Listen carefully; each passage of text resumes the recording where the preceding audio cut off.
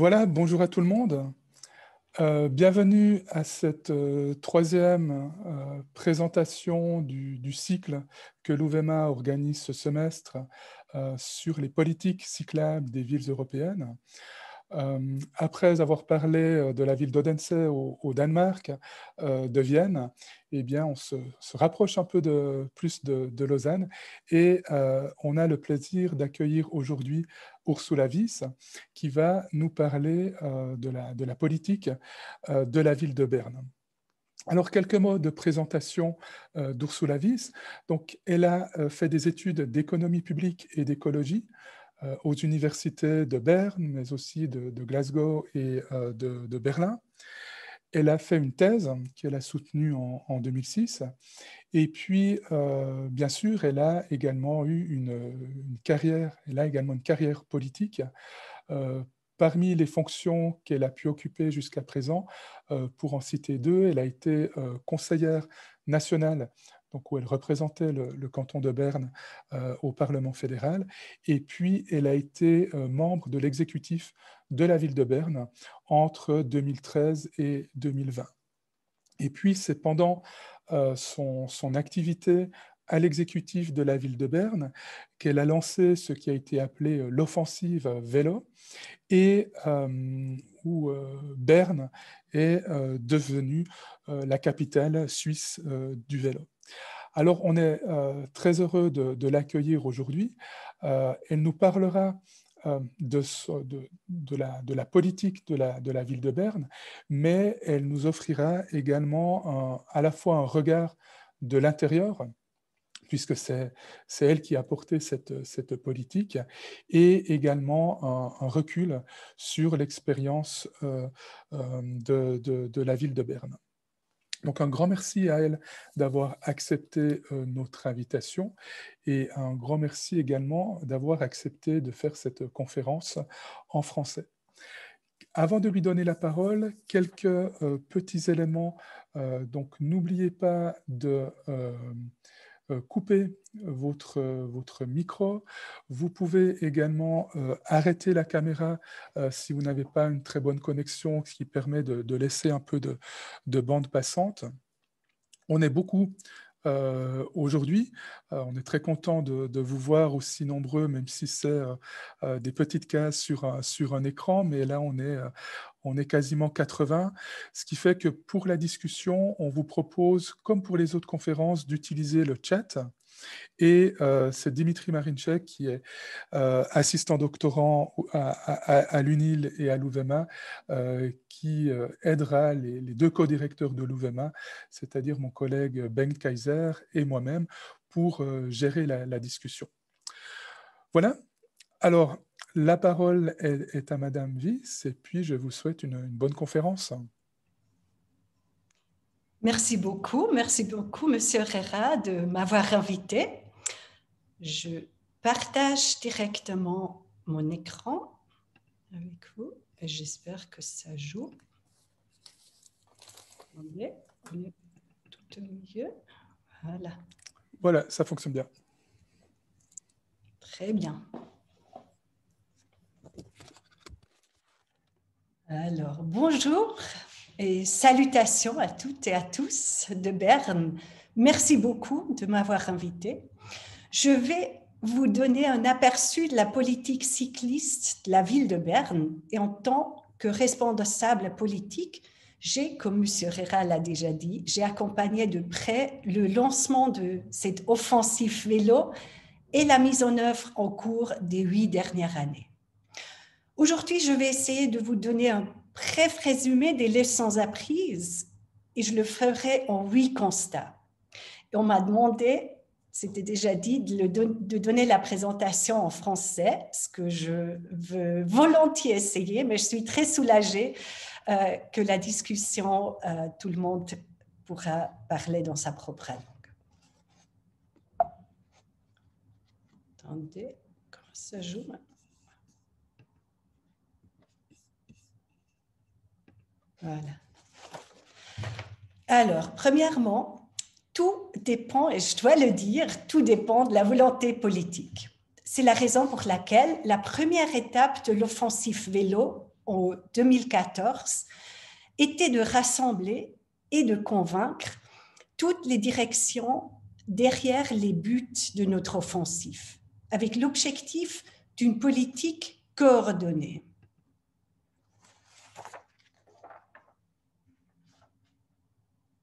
Non, on est allé trop vite maintenant. Attendez.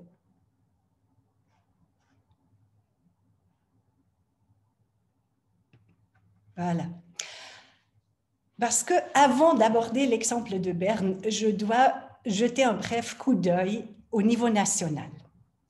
Parce qu'une ville seule ne parviendra pas à devenir une vraie ville cycliste si les niveaux supérieurs ne la soutiennent pas. Et c'est là que commencent les obstacles pour les villes suisses. Parce que les normes suisses actuelles ne précisent pas quand des infrastructures cyclistes sont à prévoir, ni lesquelles. En plus, malheureusement, sur le niveau national, que peu bouge. Pendant que d'autres pays, comme l'Allemagne par exemple, progressent rapidement, la Suisse et son Office fédéral des routes n'avancent guère. L'espoir demeure maintenant sur la nouvelle loi sur les voies cyclables que la Confédération a annoncée pour ce printemps. Alors, quelles sont les raisons de cette volonté politique dans les villes? Du point de vue politique, il y a plusieurs raisons, bien sûr, pour lesquelles la promotion du vélo devient clé. Mais c'est surtout quand même la politique climatique, où la Suisse s'est obligée de devenir CO2 neutre jusqu'à 2050. Et les villes, comme promoteurs de l'innovation, sont attendues d'aller plus vite. Alors, Berne vise ce but jusqu'à 2035. Et si nous regardons le graphique, il devient évident que d'aller sur la trajectoire actuelle ne suffira pas.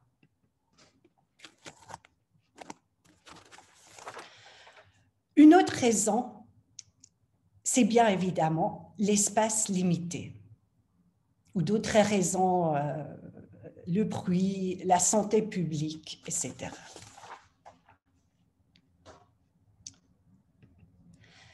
Alors, deuxièmement, il est central de fixer des objectifs, de quantifier la volonté politique et de mesurer les efforts. Les objectifs chiffrés assurent de la transparence et ils donnent la possibilité à la population de se faire une opinion sur l'ambition et sur l'accomplissement de ces objectifs fixés. Alors, la ville de Berne s'est fixée pour objectif d'élever la part modale vélo de 11%, ce qui était en 2014, au minimum, et je souligne au minimum, à 20% en 2030. Ou justement de faire de la ville la capitale du vélo de la Suisse, ce qui veut dire on veut être les meilleurs, en tout cas en Suisse. Alors, troisièmement, et ça c'est clé, le vélo doit être reconnu comme un moyen de transport à part entière. Il devienne un moyen de déplacement naturel pour tout le monde, aussi pour les jeunes que pour les personnes âgées. Nous savons que la proportion des cyclistes peut être doublée rien qu'avec les personnes qui aimeraient rouler, mais qui ne trouvent pas l'infrastructure suffisamment sûre. Si on regarde ce graphique, on voit que la plus grande part des trajets de vélo à vélo sont des trajets pendulaires. Et sport, ce n'est que ces 8% de Freizeit. Bien que en Suisse, le vélo, c'est toujours perçu comme du sport. Alors, quatrièmement, et c'est forcément lié avec le vélo comme un moyen de transport quotidien, c'est l'infrastructure nécessaire et donc l'infrastructure sûre. Berne travaille pour devenir une ville dans laquelle se déplacer à vélo est une chose agréable et une chose naturelle. Il s'agit de ne plus se contenter des mesures d'infrastructure de couleur ou de marquage, mais de développer une infrastructure sur la base d'une, je dis, une troisième infrastructure, exclusivement destinée aux vélos et aux véhicules similaires comme les chaises roulantes électriques ou les trottinettes électriques. Et c'est là que nous voyons la grande différence entre la campagne nationale de sécurité qui se concentre sur la sécurité passive, les casques ou les gilets lumineux, gilets jaunes, et notre sécurité active justement d'infrastructure qui vise à vraiment prévenir les accidents et pas seulement à en réduire des conséquences. Donc, si on souhaite que davantage de résidents et résidentes adoptent le vélo pour se déplacer, la condition sine qua non est la mise à disposition d'infrastructures de qualité. En plus, et il faut le dire, en plus, le vélo est une activité sociale.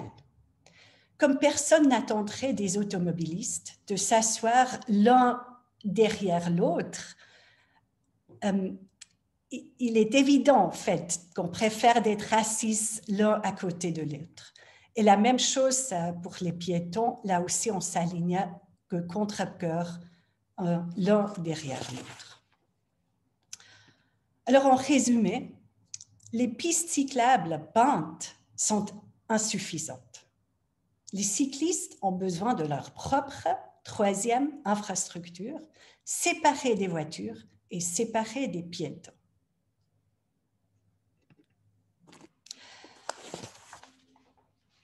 Mais juste pour être clair, nous ne parlons pas seulement de certaines rues qui doivent être sûres, mais de tout un réseau, que c'est la cohérence d'un réseau cyclable qui est cruciale. Et en plus, non seulement la sécurité objective est importante, mais aussi la sécurité subjective, car personne ne change son mode de déplacement pour le vélo si il ou elle a peur de faire son trajet. Alors, la colonne vertébrale des futures infrastructures vélo, c'est un réseau d'itinéraires cyclables qu'il faut absolument planifier jusqu'en dehors des limites de la ville. En fait, ce sont des corridors qui offrent un énorme potentiel de délestage du trafic régional des pendulaires. Raison pour laquelle, justement, il est tellement important que la Confédération augmente sa part financière des programmes d'agglomération. Mais je pense qu'on en parlera plus tard encore. Pour terminer alors avec l'infrastructure, mais c'est aussi vraiment important, c'est la disponibilité des vélos. Et la ville de Berne, en fait, c'est un exemple extraordinaire, bien sûr, c'est pendant le festival du Gurten, mais on voit quand même combien ce système est utilisé, ce système de vélo au libre service qui couvre l'ensemble du territoire de la ville avec ses 200 stations entre-temps et avec 2400 vélos, dont la moitié, ce sont des vélos électriques. En fait, vous connaissez de Lausanne, Publibike, c'est la même chose. Et pour la visibilité et l'accès simple au vélo, ce système reste un facteur clé aussi après 4 ans en service. Et des études hollandaises récentes ont montré une forte substitution des trajets en voiture vers un système combiné de transport public et vélo en libre service. Alors, cinquièmement, Berne conçoit aussi son offensive vélo comme un élément d'un espace public attrayant qui profite à tous, en particulier aussi au commerce et à la restauration. En fait, c'est plus de personnes en ville qui utilisent moins de places. Et les places de parc, de stationnement, peuvent être réutilisées comme espace extérieur pour les entreprises ou les cafés. Et c'est vrai, je ne veux pas le cacher, c'est vrai, les associations commerciales résistent encore à tel changement. Mais c'est la même chose partout. Dès qu'une rue est réaménagée, personne ne veut revenir à l'ancien état.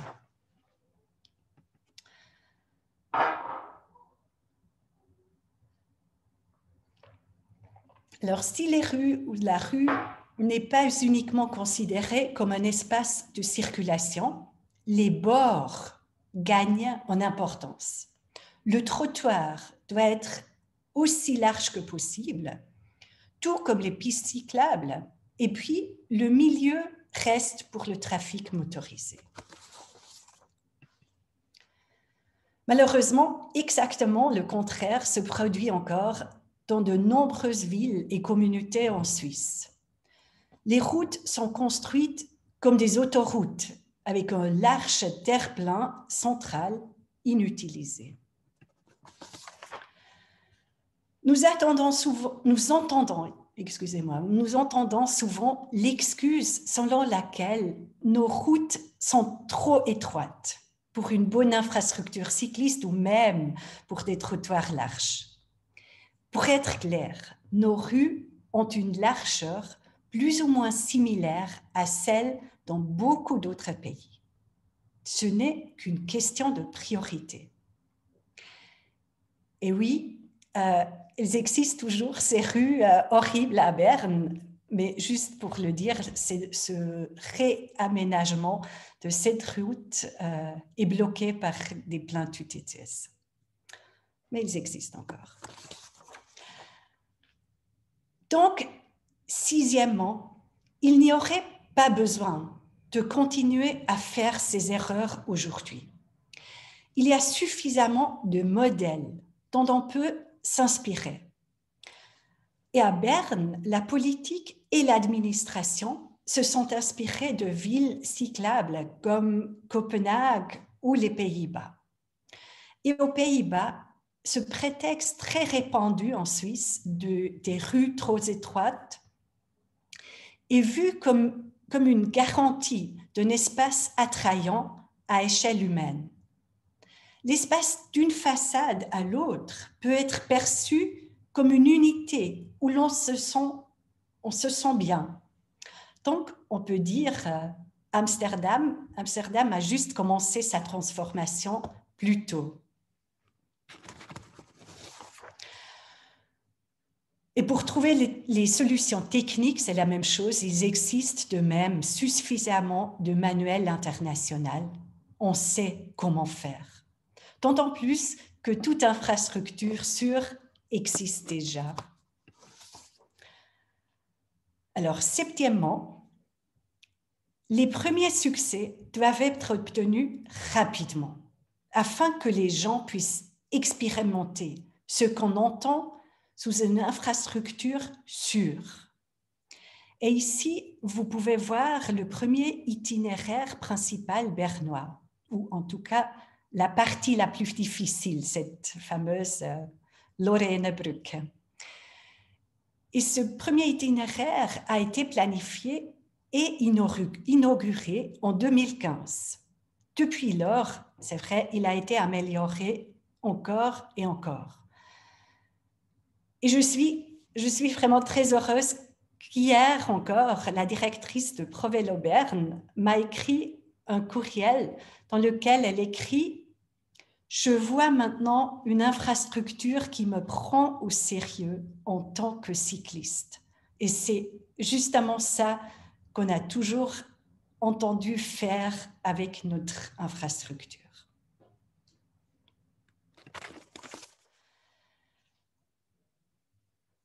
Plus généralement, ce n'est pas seulement la vitesse, mais on pourrait dire les villes pourraient servir de laboratoire d'expérimentation.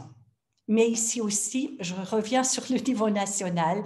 Le niveau national montre peu d'intérêt. L'exemple de l'autorisation de tourner à droite au feu rouge le montre. Pour ce panneau minuscule, l'Office fédéral des routes a eu besoin de 6 ans, ou aussi les rues cyclables, où les mesures acceptées par le niveau national sont quand même assez décevantes. Pour combler alors les longues phases de planification des projets d'infrastructure, des services comme des pompes publiques ou des pump tracks pour enfants, les bourses au vélo ou d'autres événements peuvent aider. Mais il va de soi qu'ils ne constituent pas une alternative à d'infrastructures de qualité et sûres. Et pour terminer, en fait, je n'ai pas encore utilisé toute la demi-heure qui m'a été attribuée. Pour terminer, 8e, il ne faut jamais oublier que nous concernons toujours des gens dans toutes leurs différences, âgés ou jeunes, sportifs ou confortables. Le vélo, ce n'est que le moyen de transport.